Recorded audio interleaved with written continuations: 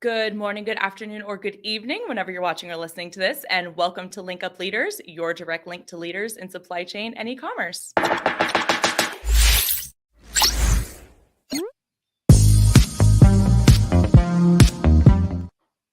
My name is Lisa Kinski. I'm your producer and co-host, and joined as always by Francois Jeffrey.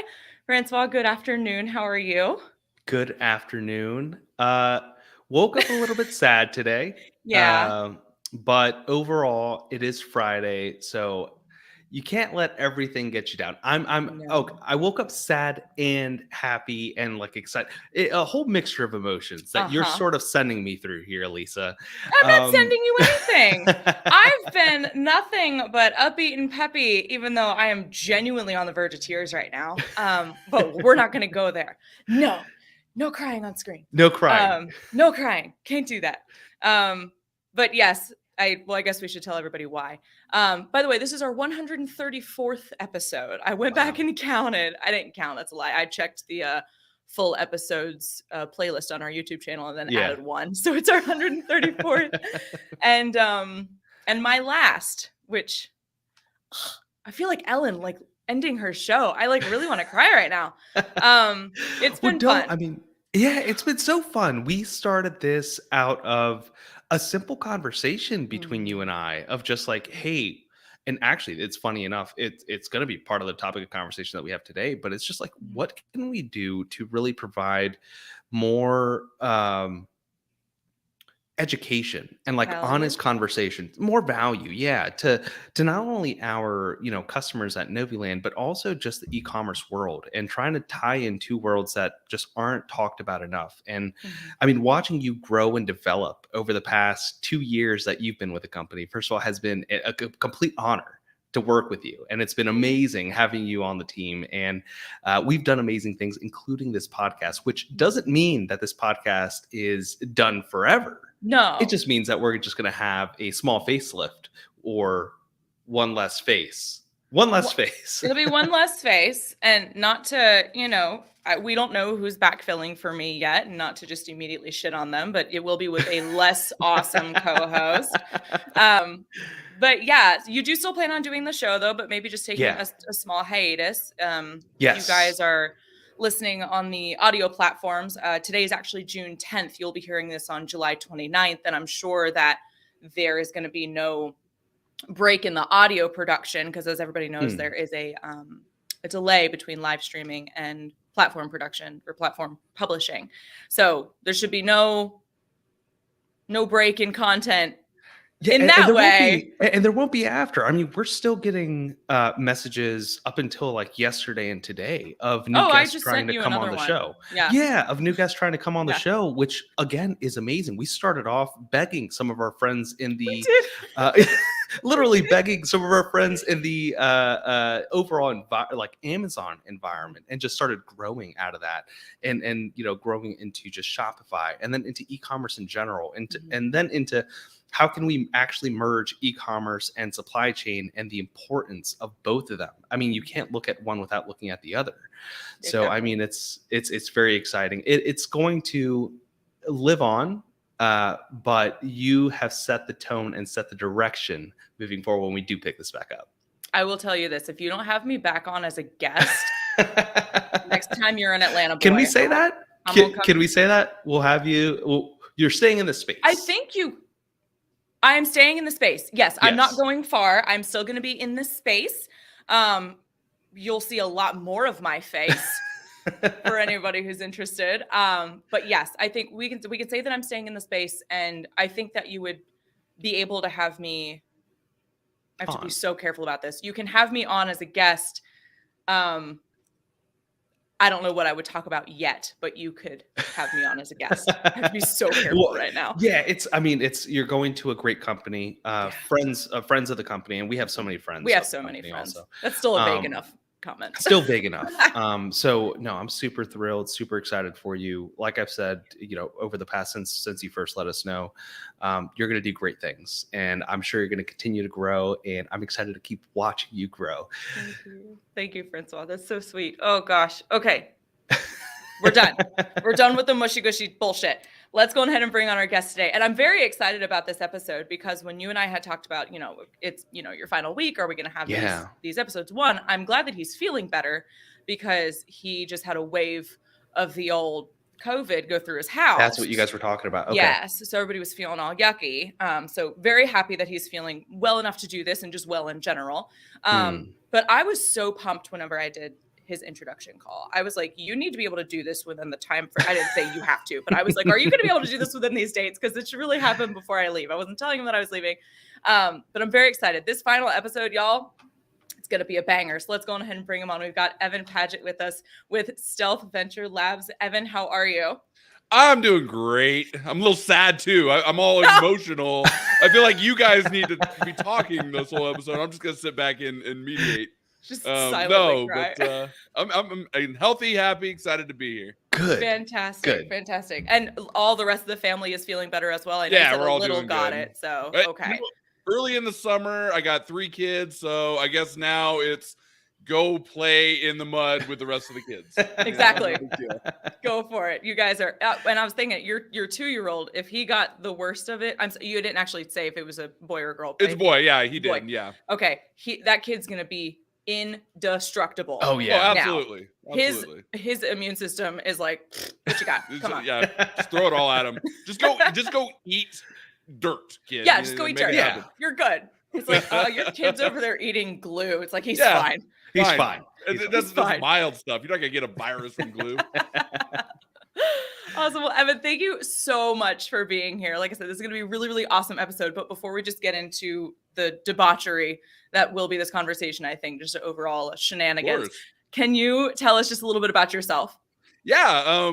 So one thing I figured out the term, or I guess a term, as a 39-year-old, I'm a geriatric millennial. So, I'm on that edge. I'm 39. Not on a cane yet, but I'm not the young millennial. He's the very I'm cap. You're 1 year away. I'm born in 82, so turning 40 this year, that puts me right on the fringe. So, look, I've been in this industry for 20 years. I sort of started out selling all sorts of shady stuff all over the internet in the early 2000s. When I say shady stuff, I'm talking about, a master of the before and afters where it's like, oh, you're like 85 and now you're 27. Simpsons bottle openers, micro RC cars. Back in the day where CPMs were less than $1 and everything was awesome right after the dot-com boom. I worked at a company that was called Intermix Media. I was there when they rebranded. Before then, they were called Flogo.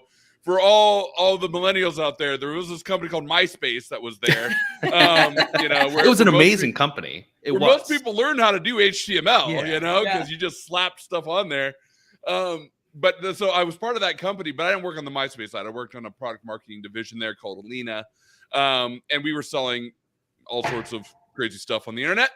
Fox bought that. Fox Interactive Media bought that company for MySpace at the time. They didn't want anything to do with the stuff we were doing, which was like, they were like, we don't care that you're selling negative option continuity, free trials that just roll over into subscriptions, and you want to call and cancel? It's kind of tough to find our customer service hours. So we were doing that. The same group of people, though, we jumped in. I jumped over with them to a company that went by many names just as we grew and grew. It was Intelligent Beauty, but it's now a huge conglomerate known as Techstyle Fashion Group. So houses of Savage X by Rihanna, Fabletics by Kate Hudson, JustFab, ShoeDazzle. But that company originally was also sort of doing the beauty products, and I grew up that company. I jumped in as at the old company, I was like a junior analyst. We'll talk about some of this past stuff, but back in the day, we had to fax insertion orders to buy media over the internet. Real story. What's a fax machine? Yeah. Oh yeah, dude.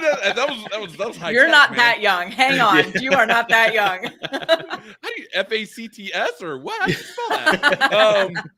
So then that same group of people, we went and did some product marketing. We got into beauty, health and beauty. Bought a company and then sold a company called Derm Store to Target. And then in the late 2000s, and I just kept growing. I was like a junior analyst, and I got into CRO and tech and development. We built everything in house. We didn't believe in vendors or anything, so we didn't use outside services. Had an awesome dev team. Have an awesome dev team. Then we got into fashion. We actually tried to buy this company called ShoeDazzle when it was unknown at the time. Kim Kardashian was the spokesperson. And we were in really early talks to buy that company.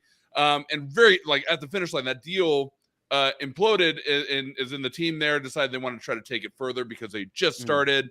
And Adam Goldberg, a mentor and friend of mine, the current CEO of Techstyle, was like, well, this is such an awesome company. If we weren't buying ShoeDazzle, I'd build it. Well, they backed out of the deal. And then, the board said, well, you said you're going to build it. So then we built JustFab, launched into Fabletics. I just kept growing and growing and growing at the company, got into financial planning and analysis, that ended up running our customer service operation, analytics, grew and grew and grew, till eventually I took the spot running the JustFab brand because we got so big that Adam Goldenberg, the CEO of JustFab, had to take sort of a global CEO role and co-CEO role with his business partner, Don Ressler. So I got put into the head of two women's fashion brands, or women's fashion brand JustFab, as the brand president and general manager. And then we acquired ShoeDazzle in that process. So I ran both those teams for a while. Really exciting operation. I learned so much there, had a huge team in fashion, dressed much nicer back then because I had to. Now you can't find me not in gym shorts, and who wears shoes these days? So then after that, I ended up, I left that company after 15 years almost working with Adam, and I learned so much, and that whole team, so amazing. But I'm like, hey guys, I'm about to have a kid number 2. I'm going to take a year off. I ground out my 20s, my literal 20s, just 60, 70-hour weeks. Got almost halfway through my 30s, and I was like, I want to take a year off.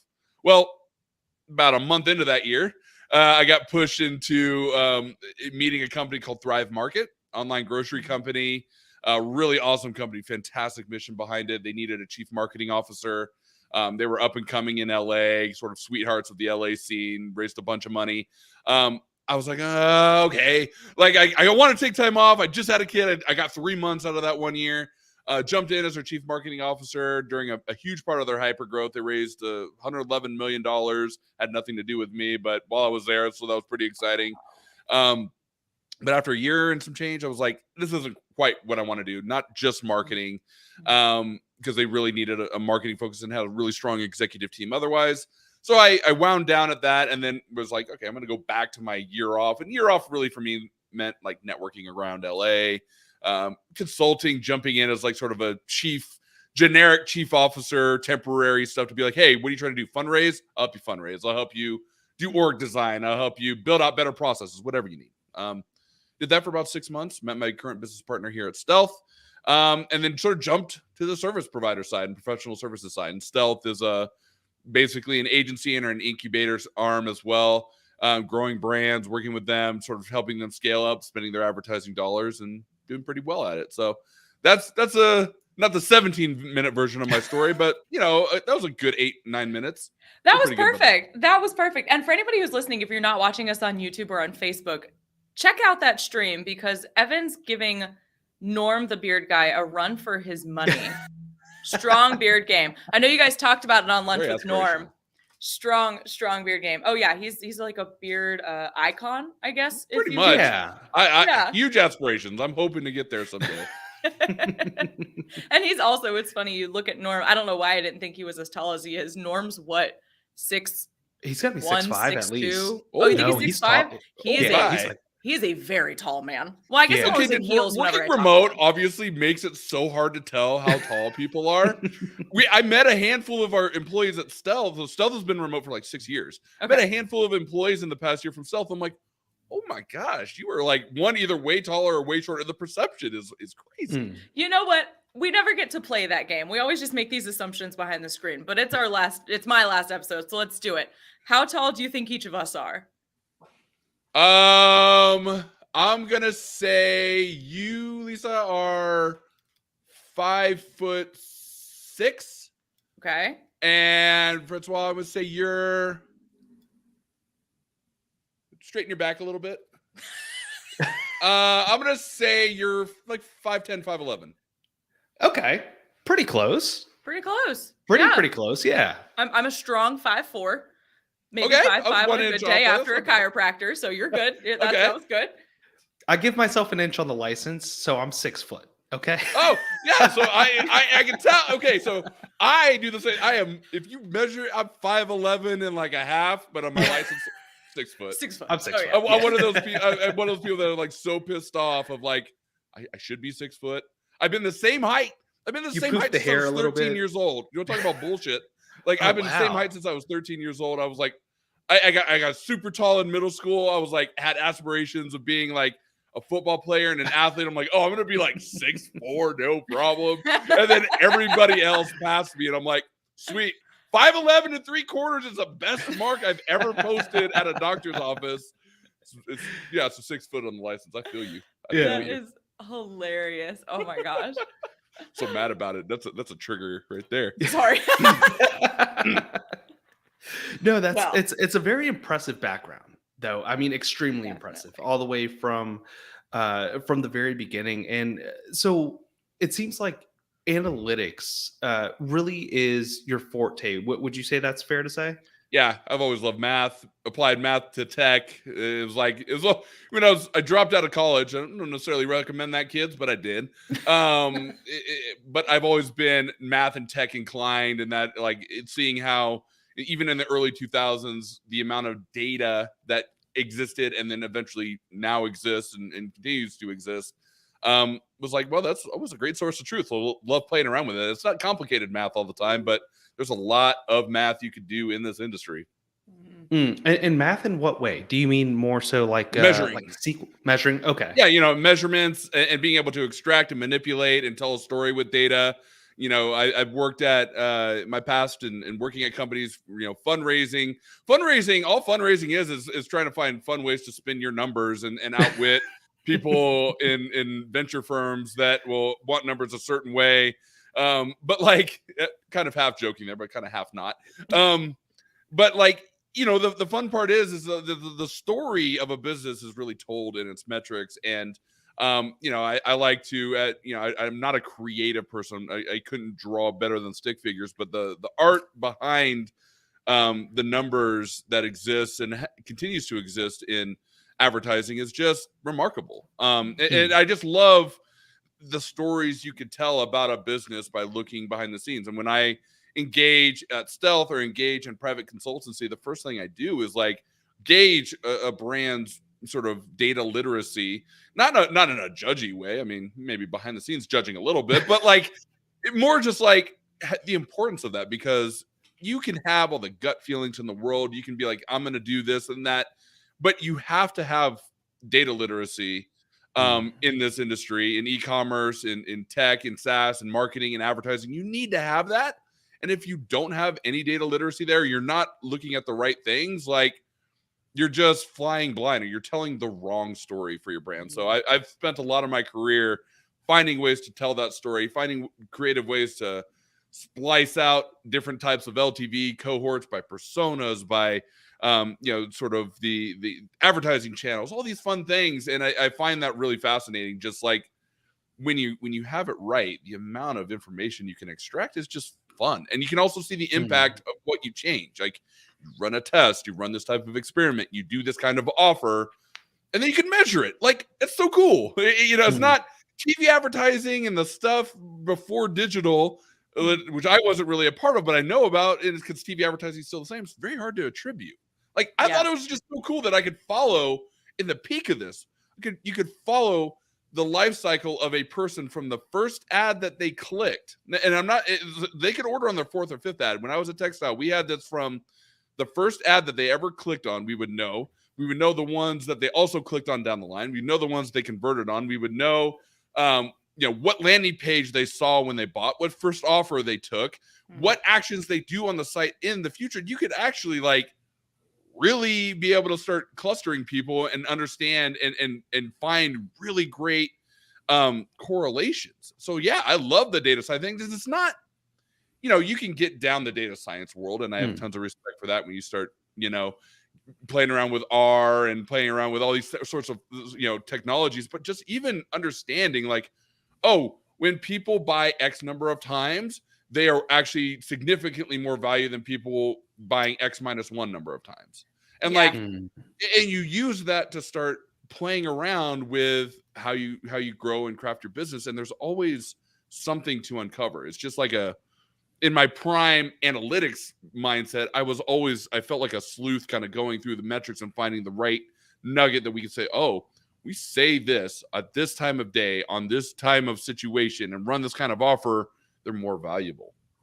So I love data, if you can't tell. You don't have to be a true purebred data scientist to be able to appreciate just basically being able to look at math and rates and correlations between data points is not very hard, but it tells so much. I remember that being one of the first things that you asked me when I started at Noviland Francois was like, what is it about? Because I had worked in sales before that and frankly hated it, but I'm good at it. But, you had asked me, you're like, what is it about marketing that you prefer over sales? And I was just like, I like seeing this is happening. I make this change and this is what happens after that. And I've always kind of attributed that to being a little more type A. I like being able to see the reaction to whatever it is that I had done and be able to follow that and like have all the answers. So that's, I don't know, maybe more of a data geek than I thought that I was. Well, what would you say to CEOs that are sort of struggling with this, that don't necessarily take this data first approach? Yeah. And so, what comes to mind there is, I think a lot of CEOs inherently know, I think to be a successful CEO, you kind of need to know what you're overseeing. But I think I meet a lot of CEOs that have this notion that they're missing something, right? And I like to say that your gut feeling, your instinct there of like, I feel like I'm missing something here is probably right. So if you're not the curious type, or you're not, I see this is what happens now. So I come from companies that have built on their own stack. And really what that means is like we built our entire e-commerce platform. We're able to modify it, track whatever we want, you're a little bit more limited on some of the technologies these days. Like you're not going to get full weblogs from your Shopify, right? You're not going to know when every image was served. We ran our own content server. So like, I know if that image was served and I can see how many times it was, right? Fun fact to all you youngsters out there, it's called a pixel because back in the day, it was a 1x1 transparent GIF that loaded on a confirmation page. And then it took a developer to say how many times that image was served, and that's a tracking pixel. So that's why it's named. I like to drop that fun fact if the audience is a little younger, because people are like, it's just a snippet of JavaScript. It's like, no, not anymore, or not what it was, not how it started. But like with that is being curious and focusing on a KPI. People say, okay, what are my KPIs? What do I focus on? Key performance indicators. I get it, right? Like a key performance indicator, the best ones are sort of an amalgamation of several different metrics rolled into one, an index of sorts. It's not just a conversion rate is a KPI, right? But looking at your conversion rate to traffic ratio specifically, like on a and like coming up with a KPI there that says, hey, on high traffic days, here's my conversion rate, and how does that compare to other similar traffic days versus lower traffic days, and email like when my email drops and stuff like that. So you can start indexing your business better, but a sense of curiosity and trying to figure out what you think is going wrong. When I talk to these CEOs, I'm like, well, what do you not have enough information in? And a lot of times they'll be like, well, conversion rate isn't where it needs to be. It's like, okay, well, have you looked at conversion rate by traffic source? And they'll be like, yeah, it's kind of hard to attribute these days because of iOS, and all that stuff. It's like, okay, well, have you gotten more sophisticated with UTM tagging and making sure like you made a better data engine out of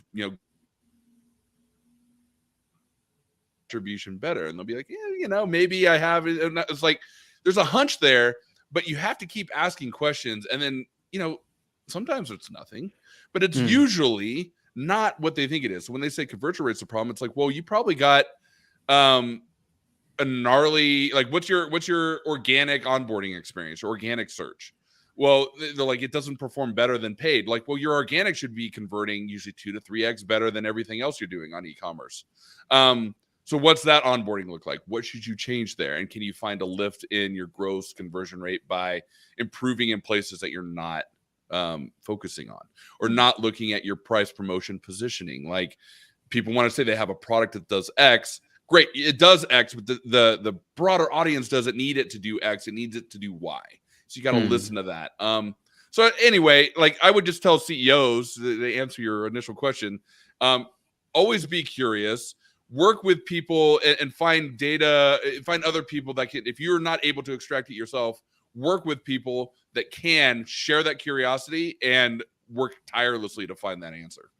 Mm-hmm. That's an amazing answer. I love data personally, and part of what we're building, one of our separate pieces of the company, also we're focusing very much on data on the e-commerce platform. So I'm glad I'm going to be able to share this episode with them as well. But for those, there's so many metrics that you could actually track. Right? How does I guess for starters, are there any key metrics that you should really be tracking aside from, let's say, conversion rate? Sure. What else? What maybe top 5 that they? I would say you got to be tracking. If I'm talking CPG e-commerce, right? Mm-hmm. And subscription commerce has been my entire background, but it really all generally applies. You might just call it something different, right? Your lifetime value of your customer. Never, ever, ever, ever, ever lose sight of that, and never look. And also make sure you're notating when you change promotions. When you do little things like if you provide fashion and you change your fashion provider, change your art, your style, your seasonality. Mm-hmm. You got to be cohorting monthly, and you got to cohort as delineated as possible that you have statistically relevant cohorts. So you might, and they can be. They're not mutually exclusive. What I mean by that is in sort of my data prime, I was doing things like, okay, here's LTV by channels. We'd have like Facebook and search and organic and display and TV estimated that we were able to flag from people saying that they, how did you hear us? Well, they heard us on TV. So we take that into consideration. And it's like, okay, there's one dimension. Then the other one is day of the week. Are they buying from on the weekend or on the weekdays? Mm-hmm. There's differences at a certain size and scale. You can measure that, right? You could say here are the people that you have 7 different vertices there for 7 days of the week times 4 days in the month, 4 to 5 days in a month per day. If you're doing a couple hundred orders a day, you can build statistically relevant cohorts and see, is your media more effective on certain days for customer quality? And believe it or not, sometimes it is, depending on your media mix, especially companies that are running TV. So pay attention to your LTV, your customer, and also pay attention to them. Like another vertical I would say there is, depending on what kind of product you are, what people buy in their first order AOV LTV cohorting, right? So like somebody that takes your cheapest, most introductory offer compared to somebody that drops maybe several $100s on their first order, obviously they have different LTVs, but figure out why. Figure out why they, like the person that probably bought more on that first order, they also make 2x more orders than the person that bought cheaper, and then even after that maybe don't place as many orders. So don't be afraid to like slice things up in sort of statistically relevant cohorts, and you could get a good read on LTV with a couple hundred people, really. So there's that one for sure. If you're in e-commerce too, sort of return rate, cancel rate, that goes into LTV, obviously, but there's costs with that. If you're a CPG company, you're concerned about product quality, making sure that you're keeping an eye on, like, do you have a SKU that's getting returned a lot or getting coming back broken, or customers are like, yeah, this thing it was delivered and it failed the first time, because that's a promise you're making to a customer. Anytime they buy anything from you, you're making a commitment to them that they're going to get what they expect, and it doesn't take much. 5% failure rate on a SKU could be enough for them to bash you on review sites, or your social could be enough for them to charge back. Also could just be enough to put a burden on your customer service operation. So keep an eye on that as well. Conversion rate, sure. Revenue, obviously, right? Your gross margin in this case defined as revenue in compared to cost of goods to deliver to your customer. Keep an eye on that, because you have your promotional window, especially if you're in subscription, sort of lives in your gross margin, meaning maybe you want to do a one-time or a promotional 50% off your first order instead of your normal 25. Well, you're going to take that off of gross margin, but then you can also look at the LTV cohort of people that are on a higher promotion. LTV goes down, but maybe LTV goes down 10%, but you get 40% more customers. Who's not going to want to do that? So we covered the biggest ones. Obviously, cash flow, cash management, FP&A, so financial planning and analysis, like having a pro forma model. I can't tell you how frequently I talk with brands that basically manage their business off of like their bank account and like their final monthly P&L and be like, yeah, we made money this month. And like, and it's nice to be comfortable enough to be able to mentally know that like, yeah, we're going to make money and it's going to be about this. But by forecasting the future, especially in a world where supply chain is harder, the need to earmark capital for purchasing is now longer and also slightly more unpredictable.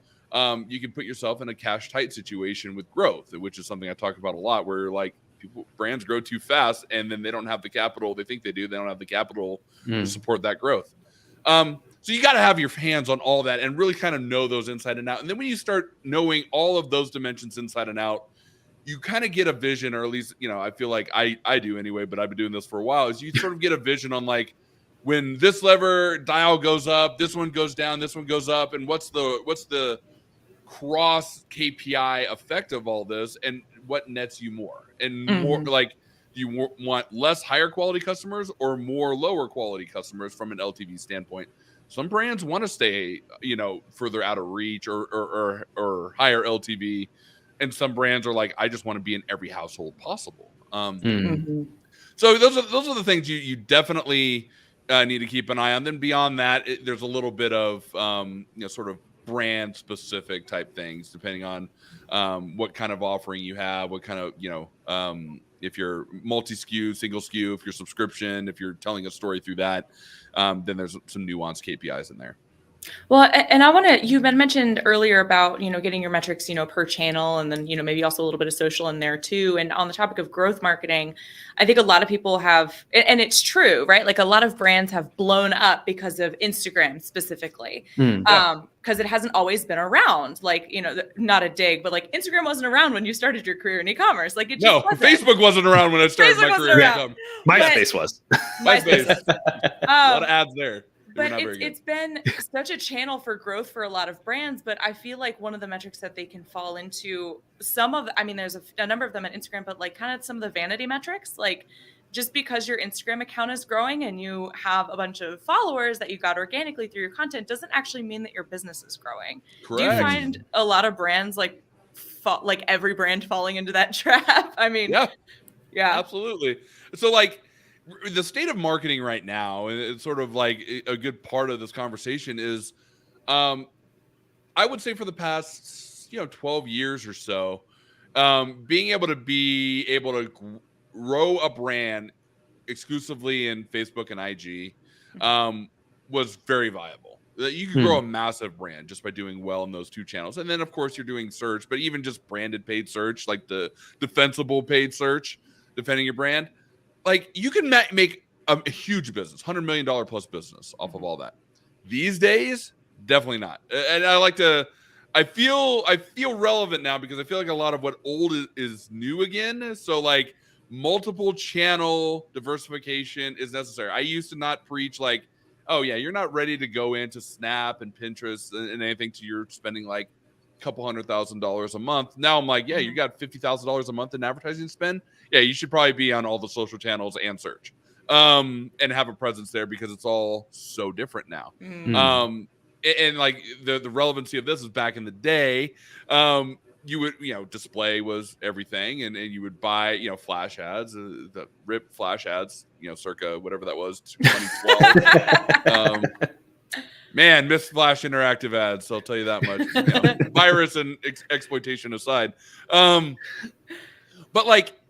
Used to be able to really, you would tell different stories through display. You'd buy on different properties, and properties you would literally like be like, oh, I'm going to buy on weather.com. And then you'd say, okay, weather.com back in the day was like, oh, we got male and female audiences that we know basically by accounts logging in and cookies persisting from account logins. About as sophisticated as targeting as you got.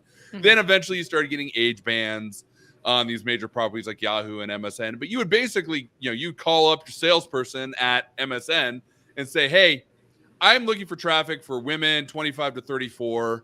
What parts of the site can I be on? And like they would prepare, like, hey, we're running, you can have a certain amount of precious share on the weather part, on news, on this and whatever.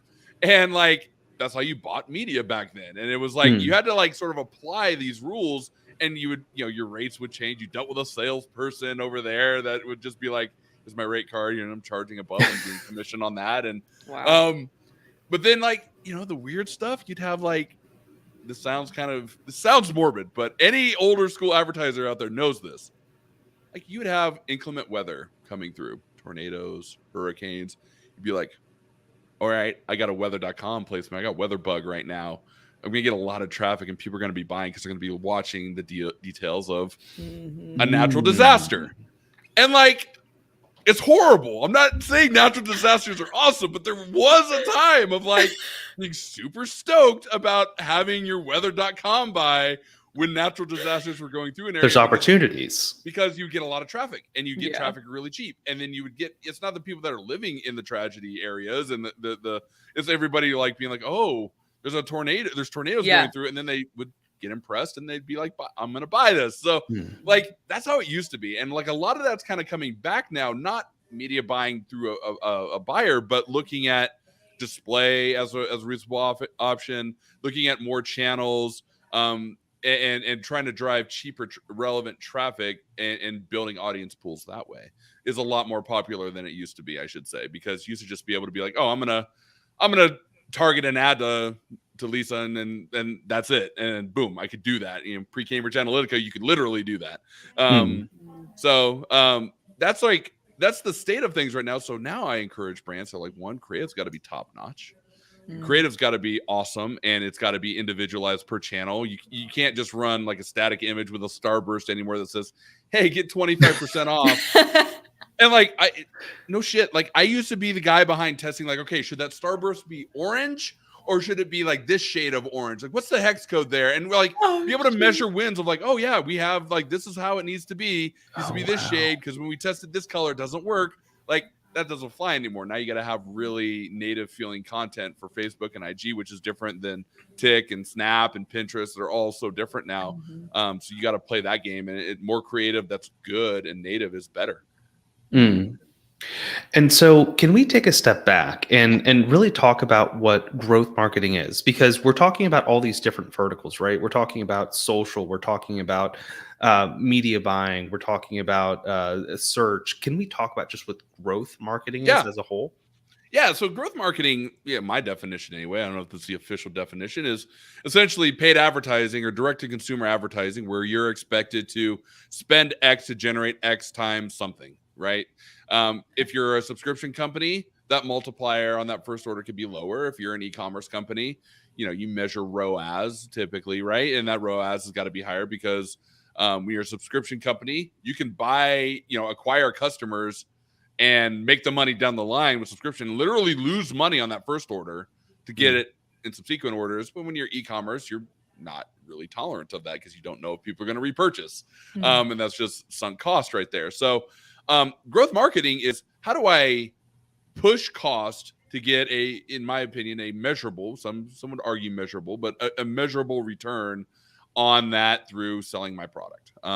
Or through a desired goal that helps me sell my product. So you used to be able to do growth marketing to just build your Instagram account, right? Like back in the day of buying likes and relevant likes was like not impossible. Certainly not as possible anymore. But there's an investment, a capital investment into a marketing channel of some kind with the desired goal to see that return, appropriate return or better at some point, right? Now, it takes a lot of different shapes and forms these days. You can make a strong case that, depending on your brand, investing into creative, you used to kind of not say creative was part of growth marketing, but investing into creative as part of your growth marketing cost, as part of your CAC, is a lot more appropriate these days because you have like Creator Marketplace with TikTok and stuff like that, where there's hard costs to get creative. And the influencer landscape, what was it, 4, 5, 6 years ago, you used to say, okay, and influencers would be basically affiliates, CPA partners. You'd say, hey, I'm going to partner with this influencer, and their audience is going to drive me a couple hundred sales. I'm going to pay them a CAC of $25 per sale that they drive. Now it's about influencers, certainly doing that a little bit. It's about the content they create, because they make good stuff that is like, they push it to their audience. Like, I don't care about their audience. I want you to make me a good piece of creative that then I could spend marketing dollars against, pay you for it, right? But spend marketing dollars against, and then generate more. Like, it's not about them, as there's so many influencers these days that, like, you can't rely on, unless you have a celebrity, a true celebrity, you can't rely on their personal clout, but like, they make good stuff that engages on the platform. And that is part of marketing, growth marketing these days. So, but when you boil it down, spending money to make more money, whereas organic, sort of traditional marketing is creating awareness. That is fine and dandy for certain brands, especially in entertainment. Talk about movie releases. They're not backing out to ticket sales from an ad for, a Marvel movie, but they just run spots and then people go. And then they say, okay, that's great. But you're selling coffee mugs, you're selling subscription boxes and fashion boxes on the internet. You're like, I got to spend $100,000. I got to know that's going to make me $500,000-$600,000 down the line. And that's growth marketing. Gotcha. So it sounds like it's very much a generalist. Is that fair to say? Versus more of a digital specialist. And when I say specialist, someone that's like maybe a social media specialist that focuses just on social media versus them having experience with paid ads on Google ads. So so this is I'm going to go down a little bit of a rabbit hole here, and feel free to throw me one of these if I'm like going too deep down the rabbit hole.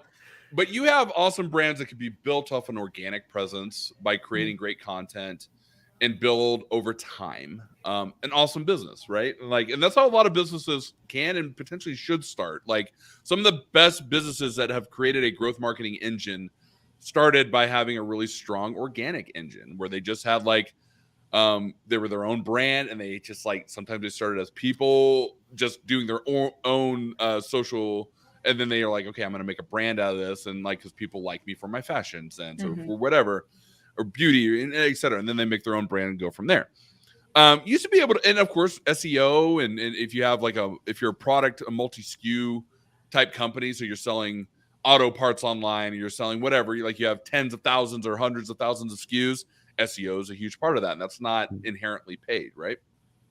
But anytime that you can have a business where that you can spend advertising dollars to make more money on that, I'm not saying that's better or worse, but I'm saying that you are in control a little bit more of your destiny, as opposed to organically hitting the lottery, right? Because your grocery company, your Thrive Market or whatever, organic's always going to be there, but there's a different fight being fought compared to when you're spending advertising dollars running creative TV spots that really tell your brand story. Because it's as simple as organic people are finding you based off the need that they want, and you're a solution for them.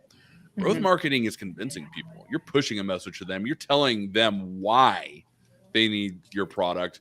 And if you can convince people they need your product, then you have a product that could be spending tens of thousands, hundreds of thousands, or millions of dollars a month on growth advertising. And that is a very different product model altogether. It has different outcomes from a financial perspective, different types of buyers. And that's where I'm not saying one's better than the other, but I'm saying that when you have both, oh my gosh, you're another unicorn coming up. But that's when you have people that work that, savvy marketers know how to, marketing is this, right? Marketing is manipulating people to buy something. Sometimes they don't need it. Sometimes they do need it, and you can be the person for it. But let's be real. That's what marketing is. So when you're browsing Insta or you're browsing Tik or whatever you're doing, it's telling a message to them that says, okay, this is fun. I'll try it out. I don't need this, especially when it's not something they need. You have things like food. People need that. Meal at home companies dominate on marketing because, hey, that looks good. I'm going to eat that. And I do need to eat. Great. But when you're trying to get somebody to buy a fashion product or a skincare product or sort of any number of other things out there, they are resistant out of the gate. And the thing I've been hearing for 20 years now, very literally 20 years, who clicks on ads? I'll tell you. Millions of people click on ads, and millions of people buy off of ads. Yeah. But everyone's like, oh, I should never click on an ad in my entire life. I'm like, you did. You did. Everyone has. Jesus.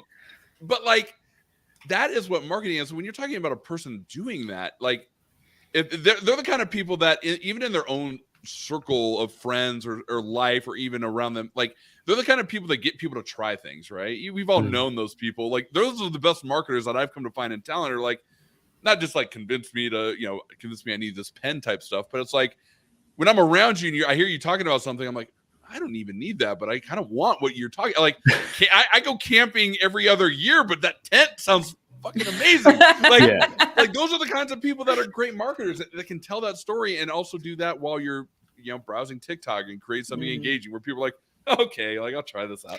Like that's what marketing is about, and that's the root of it now. And now we have to be a lot more creative, because without the ability to like target people as explicitly, I used to be able to say, be like, very literally be like, okay, I want to get a list of people that have been confirmed women's fashion buyers, right? They have purchased that. I get a list of emails or a list of Facebook IDs, pump those into Facebook, and I'm serving people that I know for a fact have bought a women's fashion products, and that's easy to do. Now you got to tell a story. Now you got to actually convince people that your product's better and why it's better, and the things that matter to me matter to you. Therefore, I'm going to put my share of wallet into your company. And that is like that's why I say when old is becoming new again, it's like that's what we used to have to do.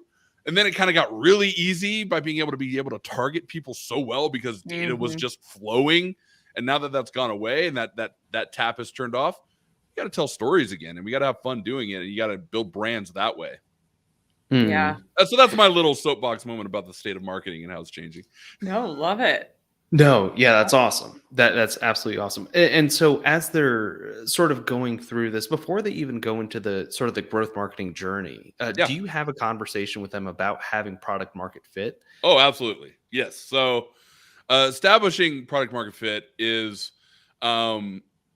probably almost every time different than what an entrepreneur thinks it's going to be, because you have a myopic view of what the market needs, but the market by and large is going to tell you what it needs, right? So we actually engage in and sometimes do product market fit validation type tests where we would come into a brand and they'd say like, I have this idea, I want to go here, but I don't want to like buy a team or get a team in place, buy a bunch of products. So like, how would this work? Build a facade brand, test it, run people through a transaction, and then like authorize it but not capture and say, hey, you're part of a beta group. Like do that to say, okay, here what CACs look like, here's the team you're gonna need to do it, here's your pricing and economics. So like finding product market fit is an inflexible founder, CEO, founding team that won't give in to what the market needs and really wants to push things that they think it needs, is going to run into a lot of issues. Like you have to change a little bit. That may not be a lot, but like there's a handful of things that we've come to see. Every brand, not every brand, but when you have these, we have a list of 5 things, and I can go into this list if you want, but like a list of 5 things that we sort of look at for finding product market fit with the brands that we work with, or just like actually bouncing like brands that we see doing things well, and saying like, oh, how's it fit on this 5 criteria? So like talking really quickly about those 5 criteria, because I talk about it on a lot of these podcasts, and I want to give you some new content, but like the 5 criteria side of things is like, 1, having a passionate audience for a product. So when you have a passionate audience, and I'll use an example that I'll blow out in the next one, underwater basket weavers, like they're serious about that stuff, right? If you have an underwater basket weaving kit, they're going to be like, this is awesome. This is exactly what I need. And I am all about this. You can apply that to fishing. You apply that to certain diets, right? Ketogenic and paleo, et cetera, et cetera. You can essentially figure out what they need by how passionate they are. And then customers like them. Then on top of a passionate audience, certainly a larger audience, right? So as large of an audience as you can get. Meal at home companies, applies to pretty much everybody. Pretty big. Yeah. Women's fashion, mostly women. Men's fashion, mostly men. You start getting further and further down the line, but that's where underwater basket weaving, you might get those 1,000 customers, but then getting to 1,000 and 200 customers, uphill battle, because you got to convince people to take on underwater basket weaving. Maybe that's not something they want to do. Next one is compelling unit economics. So this is kind of an obvious one, right? But like, if you're trying to do growth marketing, I'm going to throw some numbers out here. If you're trying to do growth marketing on a product, you can't do it with like 20% gross profit margins. You don't leave any money left for marketing. You definitely don't leave any money left for your team. So we always try to say, hey, deliver to the customer. Subscription is my focus here, but really can apply to e-commerce just the same. Deliver to the customer. You got to be rocking like a 50% or better gross profit margin, meaning if you're selling something for $100, it better not cost you more than $50 to get it there in product costs and shipping. Not talking about media yet, right? Media, clear that down the road is how I look at that. But getting the product to them at compelling unit economics is required, really. And then, so compelling unit economics, I should remember all these by name now. Large audience, passionate audience, a scalable product that you can actually run. So meaning that, like, if you have a special product that you can only get sourced from one area or one supplier, you might find trouble scaling that product, right? Because you might be like, well, we can't sell more than 1,000 of these a month. Like we literally can't get any more than this. Yeah. So like, what happens when you need 2,000? Well, you're not able to scale beyond that. And you'd be surprised on, like, you'll get people being like, oh, I want to, I have this family orchard that can produce olive oil, and it's really great olive oil, but how many bottles can you do? Well, we can do like 6,000 a year. Well, what happens when you need 10,000? Yeah. Like you don't have the ability to do that. I gotta look at my notes for the last one here because I didn't actually know I was going to talk about it. But last one, I always forget one. I'm good with forgetting one every single time. It's totally okay. Oh, solves the market pain. There you go. An idiot. So, people need a product that makes their lives a little bit easier. Meal at home companies, great example. Good food delivered to my house. I don't have to go to the grocery store. Not necessarily more expensive. And I don't have to think about what to cook, right? Because you've already thought about it for me. That solves a pain. A product that's just stuff in a box maybe solves a pain for 1 month, but doesn't continuously solve a pain. Toilet paper companies solves a pain, right? Like, so your product itself has to create something that where people, especially in subscription. So I apply this a lot to subscription. Like, you're in subscription, you are creating an ongoing relationship with a consumer. It's got to continuously deliver on making their lives better, easier. Then that's what they're really paying for. They're paying for the hard cost of the product too, but they're also paying for what they get back in their lives by getting your product at whatever interval they're getting it, right? So it seems like sort of obvious when you look at all these, but the real fact of the matter is like, a lot of times you'd be surprised. Like, people think about the pain that it solves for them. They're like, oh, I need this in my life.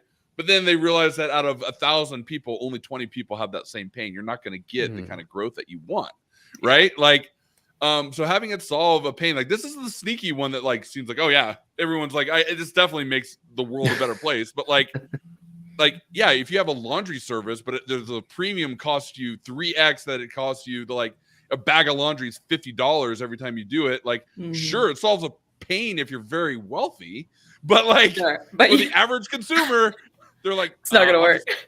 I'll just do it myself for that. I'm gonna pay myself $50 to do it. So yeah, those are the 5 criteria.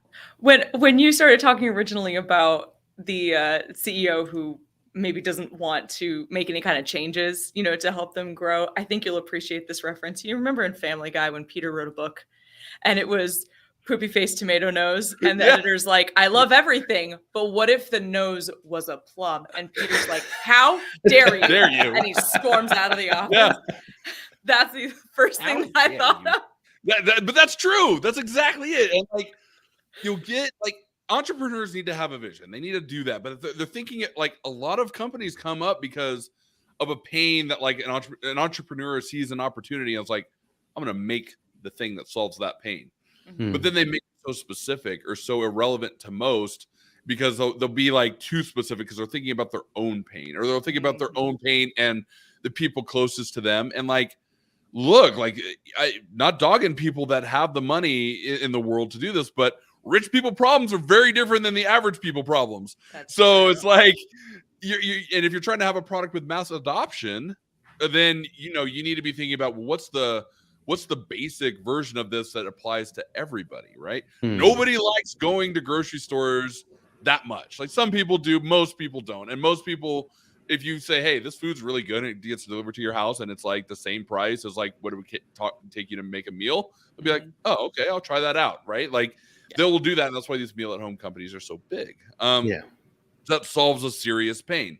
So like, that gets the Plum analogy is a great one too. It's like, no, it's not what solves my pain. It's like, what's going to solve a broader pain out there. And finding product market fit involves looking at that, scoring yourself, being true with yourself, and then adjusting as necessary, because there are brands that are 2 feet from gold on this that simply refuse to adjust because they're like, oh, I'm never going to discount my first order. Like, well, you really should, because people don't know you from anything. And like, it's not bad on your brand to discount the first order. You don't want to be a discount. That doesn't make you a discount brand, guys. It's like, you're just saying, you're putting a little bit of your skin in the game to say, hey, consumer, we know you don't know us yet. We're telling you our stuff's good.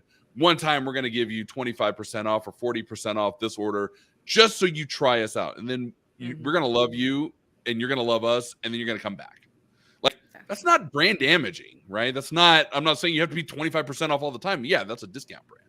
But like, you'll just get people that won't budge on that, and they'll let businesses die on the vine because they won't do promotions, right? Like, ridiculous. And if they don't think that works, they could walk down New York or Washington, any of those street vendors that go, because I like you, it's actually 2 for 25. Okay, it's 2 for 30 for everyone else. But my normal price is $20 a piece, but right now, and you're buying 2 for 60. Whoa. Because I like your beard, big guy. 2 for 60, right? Like, that's like, That is a perfect way to end this episode, because we are near the end. Oh my gosh! You're gonna push it. You're gonna push it. Yeah, because it's such an important thing, I think, particularly as brands are scaling off of Amazon, for example. And a lot of times, all they know is the Amazon ad space, and they might be experimenting with going D2C. What are your thoughts on non-scalable solutions for brands?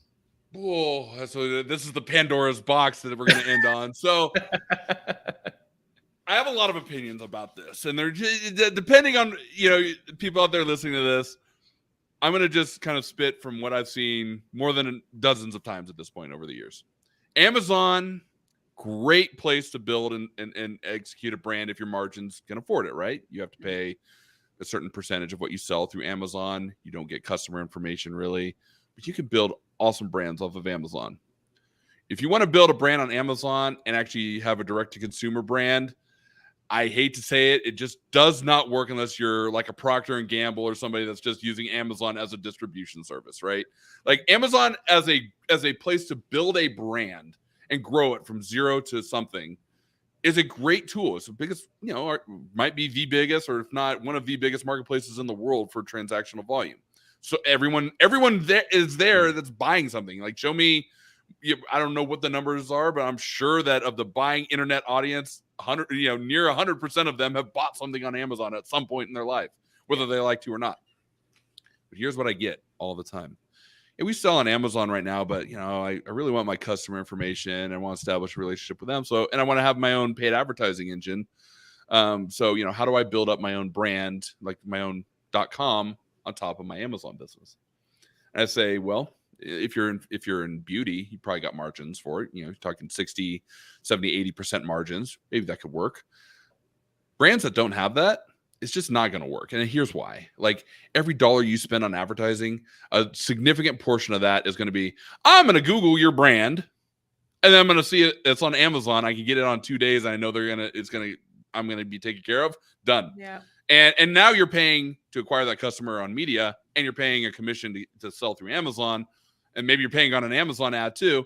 Like, you're going to get orders, but it's just not going to back out how you think it is. There are a couple of solutions I have there, which are like, you can create bounce back appeal on your packaging and stuff to say, hey, create an account on blah, blah, blah.com. And, you get special offers, and we have different product lines. And, if you're a multi-channel retail, if you're selling in retail as well as Amazon, as well as your own .com, you can sort of start mingling those together. But if you're trying to go DTC and you've made that decision, you have a well-established Amazon business, I'd honestly, the best advice I'd give a lot of people is make a shadow brand of what you do and then do that direct to consumer. Like, repackage your own product, so to speak, and just have multiple brands or a different variation of that and start from scratch there, because product market fit exists. You selling your product on Amazon, you're doing hundreds of thousands of dollars a month there. Like, okay, build a facade version of that is a separate but similar, your own competitor. If you own the number 1 and number 2 in your space, awesome, right? Like, no one needs to know that. And then drive advertising to that. And don't cut your own legs out from under you, but that's going to be better than trying to pull people direct to consumer and advertising. Yeah. I could go down that road for a whole hour. Yeah, I know. I waited for a while to ask that. So before we go, one last question: Amazon and direct to consumer. He does that all the time. But here's the biggest banger of a question. Yeah, for what do you think? We'll have to have you back on to talk more about it, and we'll talk also about like non-scalable growth marketing. Not necessarily hacks. They're not hacks. Anything that you could do is not necessarily a hack, but there's definitely non-scalable ways to grow your brand at the beginning. I feel that a lot of CEOs might not take full advantage of, and they immediately go into, well, we have to go into paid ads. Well, we have to go into whatever the next big thing, Amazon or Instagram ads or Instagram content, without thinking, well, maybe we could do something that's less scalable, but builds a better connection with our customers, for example. Yeah, no, before we go, like, that's the thing that I see a lot too, like, oh, this brand's doing this. Well, I'm like, yeah, this brand's been spending about, $50 million a year on this for a handful of years. That's end game. Right now, we're starting right here. And right here means long tail SEM. That means building up an organic interest, a lot of organic interest in your product. Used to mean, kickstarting and all that, a little less popular these days. But like, everyone's like, oh, how do I get my ads on this? It's like, well, are you spending enough? Because there are still barriers there. Love to talk about that. I can go into all about that. And marketing is changing a lot right now too. So catch me in a few months and I'll probably be telling all sorts of different stories. Absolutely. Well, I'll hold you to it. Absolutely. Well, and before we go, Evan, I want to give you an opportunity to tell us just a little bit more about Stealth specifically, and then give us an outline of a best fit client, if you will, if somebody's interested in working with you. Sure. So thank you for that. Stealth Venture Labs, perfect for us. You're already advertising online. You're probably spending, $40,000 to $50,000 or more. Biggest clients we have spend multiple millions a month. But everything from sort of 40 to 50,000 a month through any sort of channel that can be managed here behind the screen. We can run that. We do creative production, creative post-production. The creative production side, mostly UGC style production for all these channels. But we manage any channel. You can manage pretty much behind a keyboard, advise in other places as needed. We also help incubate. So if you're a brand looking to jump into a new vertical, or an entrepreneur needing a team to sort of take you from nothing to getting to market, we also have a side of our business that does that. It's called our Founder Lab. You can go to stealthventurelabs.com. You can sort of see You can sort of see what we have going on there, the different service offerings we have. You can submit a form. You can reach out to me, Evan at stealthventurelabs.com. Find me on LinkedIn. I love talking about this industry. We didn't even get into the saucy bits today. I'm so sad we ran out of time to talk about the early internet marketing days. Oh, yes. But so check us out there, reach out. And if you're a brand that just needs help, you're probably stuck being like, you probably thought this, I don't like my current agency. I don't feel like they're doing enough. You might even say all agencies suck. I challenge you to just come chat with us and see, because we do things a little bit different. Fantastic. And for anybody listening, that website again is stealthventurelabs.com. It'll be in the description of the audio and the video experience, as it always is, and hopefully will continue to be. I promise. I'm gonna be judging your producer skills after this, man. I'm gonna be on you. But Evan, thank you so much for being here. This is incredible. I'm excited to see y'all's future episode together when we get into the saucy bits, as you've said, and talk about the non-scalables. That'll be incredible. But thank you so much. Thank you for having me. Great to meet you, and look forward to talking again. Awesome. And thank you for everybody who tuned in. If you guys liked what you heard today, please be sure to give us a thumbs up, comment with your thoughts, share this episode with your friends, subscribe to the show, and turn on those notifications. And that way you never miss a conversation with leaders in supply chain and e-commerce like Evan Padgett with Stealth Venture Labs. And for the last time, friends, I'll see you when I see you. Find me on LinkedIn, I guess. Bye, everyone. Bye, everyone.